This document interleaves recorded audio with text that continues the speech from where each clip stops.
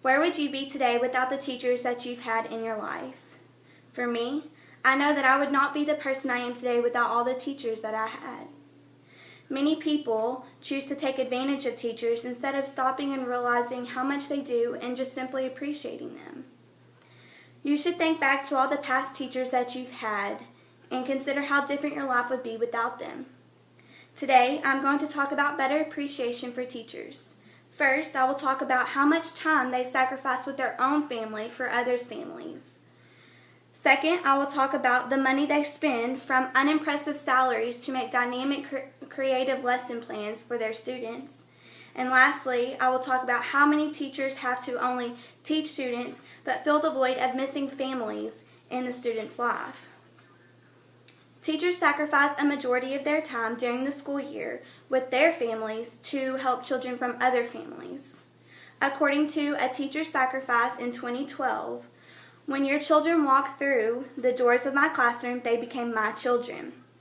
I had nicknames for your kids, I joked with them, laughed with them, and disciplined them.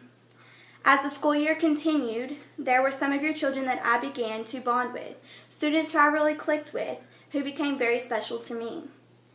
Teachers take the time not only to teach students, but to get to know them and love them as one of their own.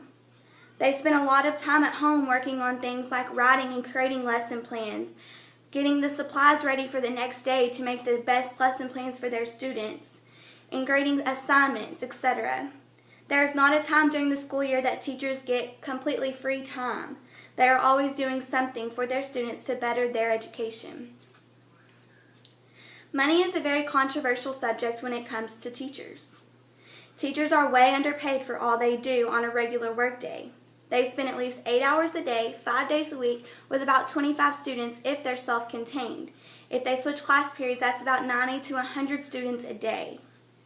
Teachers have to spend a lot of their own money to create a welcoming environment for their students, to get supplies for their students, some who can't afford them, and to get creative lesson plans going and plan them for their students. According to ABC News in 1999, a new survey says that teachers spent an average of $448 a year of their own money on instructional methods and materials and school supplies for the 1998 to 1999 school year. I can only imagine how much more teachers spend now. Teachers also have to think about students with disabilities when they are taking time to prepare these elaborate lesson plans and how to incorporate these students into their lesson plans so they get the best education they can.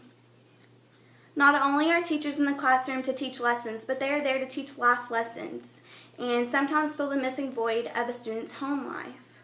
Some students have a very rough home life, and teachers are the people who have to recognize this and help these students become better people.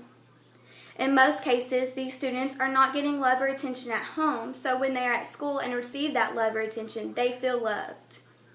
According to Growing Readers in 2006, teachers will experience at least one low socioeconomic student in their classroom per school year. For example, I observed at a charter school last semester in Bryan, Texas. My teacher basically took care of one of her students. She gave her breakfast and lunch money. The student was there early before school started and late after school ended. She went to tutoring sessions with my teacher. She was basically there with my teacher until my teacher left for the school day. This was so heartbreaking to see, but it was nice to see that a teacher would take this time and spend her money for a student who has that rough of a home life. To conclude, teachers work very hard daily because they know the lives of each of their students depends on them. It is not that teachers think that people of other professions do not work hard. It is just that teachers are so underappreciated for all they do. Teachers spend a lot of time with these students, even if it cuts into their own family time.